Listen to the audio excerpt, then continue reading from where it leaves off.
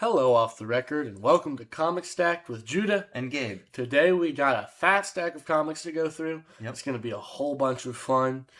We were unable to find Skinbreaker #1 this week. Yeah. We will continue in our pursuit of finding that comic so we can talk about it on here. Yep.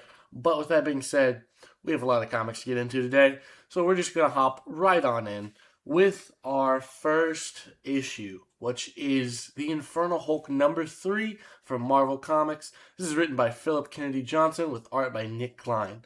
And this is a pretty good issue. This is your first venture into Infernal Hulk, let alone the Hulk. So I want to get your thoughts. We had Hulk smashes everything last week. Yeah, we did.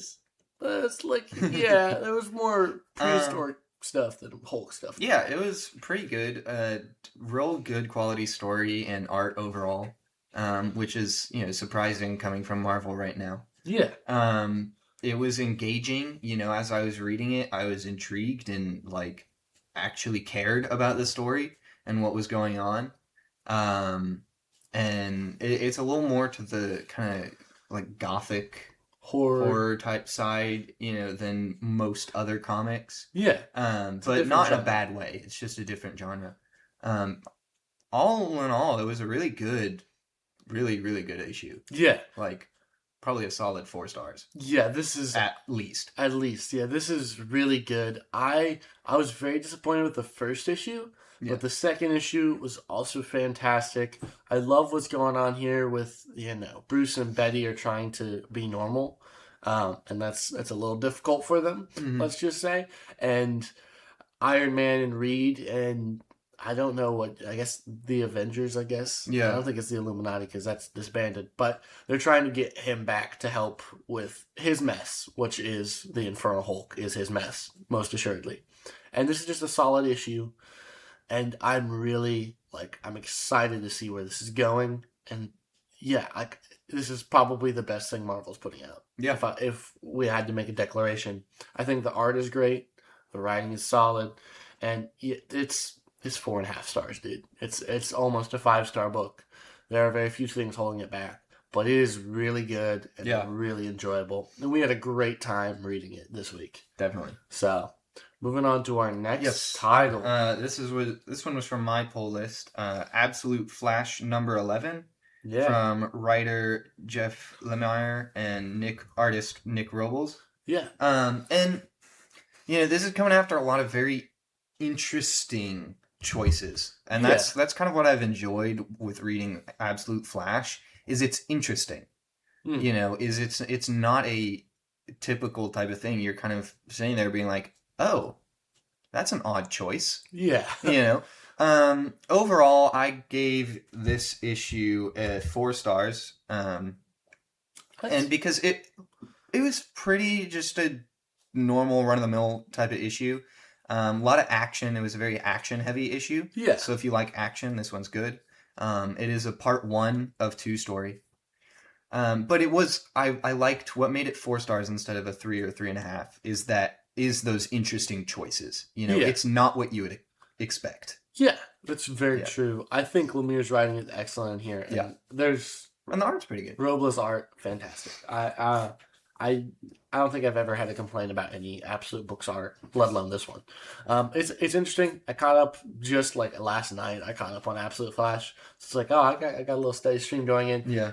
And I feel like this book has already kind of peaked and is just plateauing, and it's not in a bad way. Which, if this is the plateau, it's a solid plateau. I think this is the part of the issue is it's been running one story for what's going to be 12 issues straight. Yeah, which none of the other Absolute books have done. They've all been doing multiple arcs. Yeah. So I'm thinking next week's will be the end of this story, and then maybe we get an interesting new story, or it just kind of flatlines. Yeah, because we haven't had a whole lot of Mirror Master stuff, which I'm looking forward to when he if Mirror Master shows up, that's gonna be fun. Yeah, but it was solid. Issue.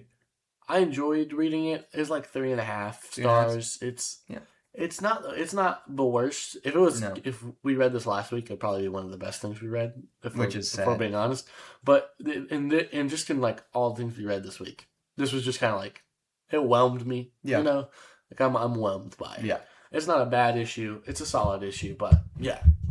So getting right in to I think one of like the 4 big issues of the week. Right. Absolute Batman number 16 from DC Comics and writer Scott Snyder and artist Nick Dragotta. We get what is, as far as I'm understanding, kind of the second part of our Absolute Wonder Woman Absolute. Like, you could read them. I think it's similar to the way Marvel and DC do comic crossovers, where each company gets to write a story with the characters. Yeah. Same sort of idea here is each creative team got a story with each, and they just had 1 or 2 things that were carried through between them. Yes, but I mean, there's kind of a continuity there. Yeah, there's a little bit of continuity because it's the same universe. If you read the one in Absolute Wonder Woman last month, then you would probably be like, oh, this is like part 2 of that. If you just read this, you're like, oh, this is just a solid little one-shot. Yeah. And that's kind of exactly what it is. I really enjoyed this. Gabe, I want to get your thoughts on it before I dive right into mine. I loved this issue. It was a really, really good issue, especially because it brought back the idea, like, it brought back Bruce's friends, you know? Like, that was a big deal early on in Absolute Batman, and we just haven't talked about it, noticed it at all yet, which reasonably so. He was beating up Bane. Yeah, and then we focused on Joker. And right, and then we've had kind of one-shots for a little while. But I like that it brought it back. It's setting them up where they could become villains, you know, but it's still giving a little bit of doubt where maybe Batman or Bruce is able to, like, contribute and, you know, actually befriend them again in such a way that they won't, you know, or they could even become, you know, allies. Yeah. And that would be cool, you know, to see either a different way that they become evil or a different, you know, way for them to act in general. Yeah. So this is just fun and good. It's like it's kind of self-contained. It's a nice little one shot. But it does further the plot of Absolute Batman. Like, stuff going on in the background with his friends is excellent. And I really like the dynamic they've established between Wonder Woman and Batman in this Absolute universe. I really like their friendship. Yes. Really great. Love the Centaur guy. Some really badass action in that scene. Like, it's fantastic. Yeah. A little bit of a plot twist. Dragotta's art, amazing. Like, the story's good, but, like, it's kind of like a pretty simple story if you think about it. Which overall. isn't bad. It's not bad to have a simple story. And Dragotta's art kind of, like, carries this issue. Yeah. Like, it's fantastic. It's phenomenal. What'd you give it? I gave it 4.5 stars. Same. I also gave it 4.5 stars. This was the 3rd best issue I read this week, in my opinion. It was definitely up there. And this is like a really great issue. We had a good week. A good week for comics. And you had a variant cover on this. I got cover B, the Michael Cho variant. Which is pretty badass. It was a pretty cool just Batman, you know, cover with the, you know, iconic kind of bat symbol reference with the moon behind his axe, but because it's the Absolute Batman symbol, it's just really cool. It's chunky. It's chunky. Yeah. No, but this was a fantastic issue. We had a lot of fun reading this one.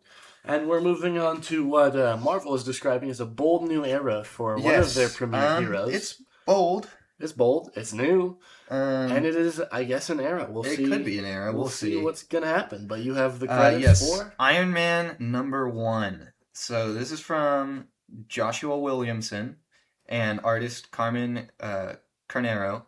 Mm-hmm. So, you know, Williamson's done a lot of good work. A lot of good work. So we kind of went into this with high expectations, which is rare for a Marvel book. It is rare for a Marvel book. I'll put it into 2 ways. For Joshua Williamson, this is on the lower end, in my opinion. Yeah, this is... For Marvel, it's on the higher end. Yeah. So that kind of balances out in my rating 3.5 star. It's a solid idea, is my thing. The art was different, but good. You know? I just couldn't get over the fact that through the entire issue, it felt rushed. Yeah. Like, this is a #1. There needs to be time for me to slow down and consider what's happening, you know? A #2 or a #3, yeah, we can be fast-paced, action-packed, you know. I'm still learning what setting this new Iron Man is in. Yeah. I can't be going from we're doing this, and oh, Iron Man just flies out of the building, Yeah. and you didn't tell me that until I flipped the page. Like, what? Yeah. Interesting ideas, good overall, but yeah, I kind of disagree with you on the pacing. I feel like it was in character for him to just be running all over the place. I feel like some of the I feel like I hope because we don't know what's coming next. I right. feel like some of the narrative and character arc needs to be like him slowing down a little bit. Like I feel like if the pacing of this issue is set up in such a way that it's like he's running a million miles an hour doing all this stuff. And that's how, like, this stuff in the background's going on, and he's missed the fact that AIM is taking his people, that he's, like, there's really good narrative setup for that can be built on to make it better later. But that's again, it better later. Like, I think the difference is that it wasn't just Iron Man and Tony Stark's scenes that were fast-paced. It was the whole comic. Yeah. Which kind of, honestly, takes away from that potential story arc, as it's... Even in scenes where there wasn't a whole lot of Tony, it was still rapid fire type. We're just getting through it, and it's like I don't want to just get through a comic. I want to learn about it. Yeah, there is some part of like this is a number one. Iron Man, I don't think is where Williamson wanted him to be, like in continuity for the story that he's trying to tell. So that is part of it. Like that's why it's. Like, we're doing so much. Right. I can admit that there is a lot going on in this book. On reflection on it, the parts of this book that I really liked and thought were good got better, and the parts of this book that I didn't like and thought were negative got worse. Right? So, like, it's really weird where it's like, there's a scaling system where, like, it's like, oh, well, I see this now, and it looks good. Mm-hmm. And then I'm like, but this... Like, really? Yeah. Like it's one of those things where it could become better, issue 2 or issue 3, but there's just like do you want to take your chances, really? He's going to. My bets are in. I trust Joshua Williamson. He's, even Night Fight, issue 3 of Night Fight is much better than Night Fight started. That's true. He can turn ships around quickly. But there's like one of the things I'm thinking of, glaring issue. There's just, in the middle of Tony Stark presenting his award, which happens in this issue. Spoilers, by the way, for all the things we talked about. They just have a panel that cuts to Citizen V sitting in the audience. And I have several thousand questions. Like, we didn't even linger on that long enough to be, okay, because Citizen V's back. Mm-hmm. He originally was Baron Zemo. Baron Zemo's doing his own thing right now in Captain America. So, like, who is this new... Like, we don't even... That's something I hope they're going to expand in the future. Or they just, like, cut to Citizen V for no reason whatsoever at all, for fun, I guess. I mean, fair enough, I guess. But, like, yeah, there's things like that where it's just like, I was like, oh, I guess Citizen V is going to be a part of AIM and attacking him. No. They just randomly cut to him. I'm like, why? And, yeah, there's a lot of things like that where it's just like, they're really good parts. I love him flying around. His new armor is pretty dope. Yeah. Kind of a vibe. But the good is good and the bad is bad in this issue. And there's both of it. And it's kind of like a 70-30 split. And there's 30% bad that keeps kind of expanding a little bit. Yeah. But it's about 3.5 stars. It's a 7 out of 10. It's not the worst thing in the world. It's really good for Marvel. Probably the second best thing they're putting out there. Behind Hulk, which is sad, but it has the capacity. Like, we were being very optimistic last week with X-Force, being like, it has the capacity to be really good. This does have the capacity to be really good down the line. It does. But it's like... More than X-Force. And heck, even the first issue of Infernal Hulk was really bad, and issue 2 and 3 has turned that ship all the way around, right? So, like, issue 2 and 3 of this can... definitely turn the ship around, but we're not there yet. Yeah. And sitting from like our perspective right now, it's like it's the best number one Marvel's launched recently, but it's still best ongoing number one at least. Yeah, it's still like, yeah. It's like I'm whelmed. Yeah. Which is kind of sad given the creative team. Like Joshua Williamson is fantastic. And we're about to sing his praises a little later on when we talk about Superman. Yeah, but, that's our thoughts on Iron Man #1. Did you give your rating for it? 3.5. Yeah. So, with that being said, we're probably about halfway, if a little under, through the video. So, if you haven't yet, you should give this video a like. You should scroll down, hit the subscribe button. Make sure you turn on notifications, and leave a comment down below with your thoughts on any of the books we talked about this week, plus your polls for the week. We'd love to see what y'all are pulling. Yeah, we want to see what you guys are pulling. Yeah. It's interesting to know what other comic enthusiasts are interested in and getting, and, we're sharing our polls. Yeah, share yours down below. Yeah. And we know there's a massive spike in viewership. So there's about 320 of you that have watched at least 2 of our videos and are not subscribed. So if that is you right now, please scroll down below and hit the subscribe button. Just make sure that you're subscribed. Yeah. And we got a whole lot of content coming your way. It's like a weekly comic poll, except you don't have to pay for it. That's right. Amen to that. But with that being said, we're about to dig into, I think, probably the best issue of the week. Yeah, by far the best issue of the week. This is excellent.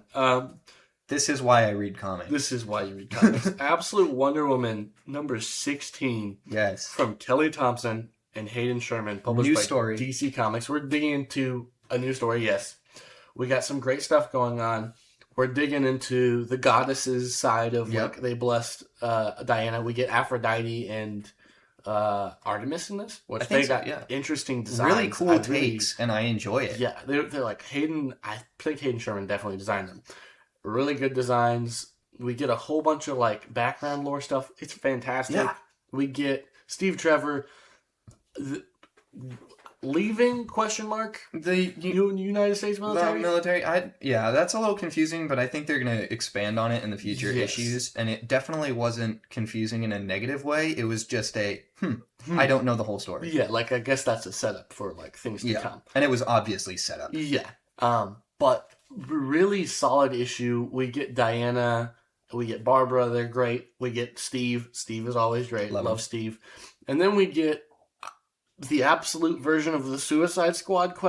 Yes, Absolute Suicide Squad. Is made up of... We've seen Dr. Poison before. Yes, Dr. Poison. We've seen Zatanna before. Absolute Zatanna. We get Absolute Giganta. Absolute Giganta. And I think Absolute Cheetah. So we have Absolute Cheetah and the fish... The fish, I don't know what the fish. I don't know what the fish one is, but me neither. They talk about it, or what's the main villain gal's name? Oh, I know her name. It's been so long since we've read. Is it Oh, it's not Helen, is it? It's not Helen. I don't know. That would be funny. That would be funny. Helen of Troy is the villain the entire time. No, it's Veronica Cale, who is I guess in this universe the handler for the Suicide Squad. We get her, talking to someone about the fish person. It's great. But yeah, overall, fantastic issue. I'm really interested to see where it goes with Zatanna having control over Diana's magical powers. I mean, I don't know how much else there is to say. It's kind of like a enough said situation, but this was fantastic. We can't give it justice. Its art is, as always, incredible because Sherman does an amazing, amazing job on art. Best artist in the industry. And the writing is fire. I'm sitting there and they're half of the issue, nothing really happens, and I'm still interested. Yeah. That's how good the writing is, It's not it's not an action-packed one. It's not a plot is rolling one. It's a slow build to the big climactic finish, but dang, that slow build was interesting. Yeah.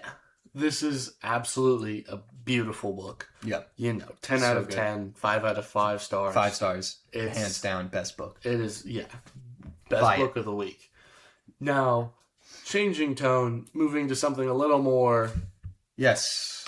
I think this might be, in my opinion, the worst thing we read this week, which is really interesting because, the last 3 pages of this, it's the opposite thing from the Titans last week. The last 3 pages of this were made for me. Just me personally. Because I was like, we're talking about, you want to introduce the book before I dig into my thoughts? We have the... Yes, it is the DCKO, The Kids Are All Fight special. with writer Jeremy Adams and artist. I think it's Tate Mercer. Is it Tate Mercer? Sorry, the app is being weird right now. Yeah, it's okay. We'll find a way to give credits. I believe, Travis Mercer. Travis Mercer, that's right. Yes, the art is okay in this. The writing is better. Pretty good writing. I like some of the sidekicks already. Like I like Mr. Terrific sidekicks already. Like already have been great characters. I didn't know about some of these. I'm a big DC nerd. I didn't know about some of these characters. I was like, we're following Jay Garrick's daughter. Got lots of questions. John Kent, pretty good in this. The last 3 pages. Static shows up. Static is back in the DC universe. I love Static. Like, top 5 characters all time. Favorite. He saves the day. We get a cool shot of what I assume is going to be the new Titans. And has to make me pick up on yet another series. This is, like, weirdly middling. Yeah. But the last 3 pages were kind of great. Yeah, I mean, I was kind of mildly engaged for the entire thing. Like, it was mid overall. My only thing was, like, the last few pages were sick, except for the fact that it made the whole issue just feel like a Static launch. Dude, you know, which is cool. Like, I like Static, but it's like, it was like, oh, everybody's, doomed, and then Static pops up out of nowhere and saves the day. And it's like, well... Yeah, why didn't Static show up earlier? Yeah, why didn't he show up earlier? Or, like, why didn't Static have a moment where he was starting to, be almost defeated, but then he has the triumph? Like, that would be something more interesting rather than just, and Static is back, everybody be excited. Yeah. Felt more, gimmicky, market pull type thing. Yeah. Minor criticism. Doesn't change it much because the book was already just kind of mid. Yeah, it's really weird because like John Kent has been great at points. There's like some really good characters in here. A lot of characters, I guess, that are gonna make up the new Titans. Yeah, when that comes around in March. But like the only one I was like again excited to see, excellently written, was Static, and he was only on 3 pages, and it's like that's the best part of the book. Like if you could just look up the 3 Static pages online, you get all you need out of this. Yeah. Like, you don't even need to buy this book. Like, it's kind of, I'm going to be honest, it's kind of a ripoff. But it does set up something I'm more interested in going forward. And, again, Static. This is the worst thing we've read this week. It's 3 stars. 3 stars. Yeah, 3 stars. Which, it's not terrible. It's like, it's above average. Yeah. Like it's 5 is average, and this is above it, but it's like... Yeah, it's one of those books where I'd be willing to keep it in my collection if I purchased it already, but, I wouldn't want to purchase it if I didn't already have it, That is... Compared to other books where you're like, I read this, and I wish I didn't own it. Yeah, there are books like that. This is true. All right, getting into the last one of our polls before we get to our classic issue. Yes, this one was great. So, from DC Comics writer Joshua Williamson and artist Eddie Barrows, we get Superman number 34, which continues fantastic, dude. This continues tie-ins, but like, I'm gonna be honest, the Superman, like I've been reading all of the tie-ins, so sue me. And I'm also a big Superman fan. Sue me again. This is the best tie-in, hands down. It has the most relevance to the event. It's not, like, essential to the event. But if you're reading the event and you're reading this, you just get so much out of it. And you're like, Superman is great. I want to hear your thoughts on this before I dig deeper into mine. Like you said, you are the Superman fan. I am not a huge Superman fan, so I probably like it a little bit less. But it was still very interesting. It introduces... Well, I guess not really introduces, but continues with a lot of... quote unquote side characters. Like you get is it Superboy Prime? Superboy Prime. Yeah, man. Superboy Prime, Lois Lane. She still has the superpowers because Superwoman, Lois Lane. Duh. Great. These, but you also get the direct connection to, the whole time trapper world. Forger Keeper? Quantum Quorum. Yeah, it's the whole Quantum Quorum stuff where they got, like, beat up beyond belief by Booster Gold. Yeah. And I really liked how well into that they went with the tie-in, and how they're like, oh, they could have some really important information within this one Superbot. Yeah. I'm nicknaming it that. Yeah. And you're like, interesting. I'm excited to see how that plays into the actual whole event. Yeah. And then also we get to see something, a little glimpse into what could be KO number 4. We do. Where it It's seems exciting. like they might be back on Earth Apocalypse. Yeah. I'm excited. Which is for the final 4. And so. maybe because we know these are at this point in the chronology of this, while Earth is Apocalypse, the only 3 people that are on or in the vicinity of Earth are the Superman fam on the Watchtower. Yeah. Dealing with, by the way, I don't know what we're calling them. We still haven't coined a name for them. I'm calling them the Absolute Legion. Some people are calling them the Dark Side Legion. I don't know what we're calling them. Yeah. Dark Side's the Omega Legion. The Legion. They're really great in this. Like, I'm actually invested in what they're doing as villains. And also, like, Superboy Prime is so good in this issue. I was like, I have a little had when they announced that he's going to be Superman's, spoilers, probably for KO. Superman's going to disappear or something. And Superboy Prime's going to become main Superman. I had a little bit of reservation about that. But, dude, after this issue, I'm like, it's Prime time, dude. Like, I'm ready. I'm ready for Superboy Prime. It's going to be great. And, dude, next issue is probably just going to be an action-packed Superboy Prime beats up and absolutely decimates. Again, I don't know what we're calling them. The Absolute Legion? Question mark. Tell me what you think their name should be in the comments down below. Yeah. But this is 5 stars. Great issue. Really good issue. Yeah, really good I issue. love it. Yeah. This is, oh man. Love it. Did you give your star rating? I think if I didn't, it's 4.5 stars was what I gave it. Yeah. Solid issue. That's really fair. All right. Now we're going to dig, like we do every week, into our classic issue. And we got a very famous one this week in Justice League of America, number 21, which I'm about to find out who wrote this and drew this. This is from Gardner Fox, who is an absolute legend as writer, and Mike Sikowski on art.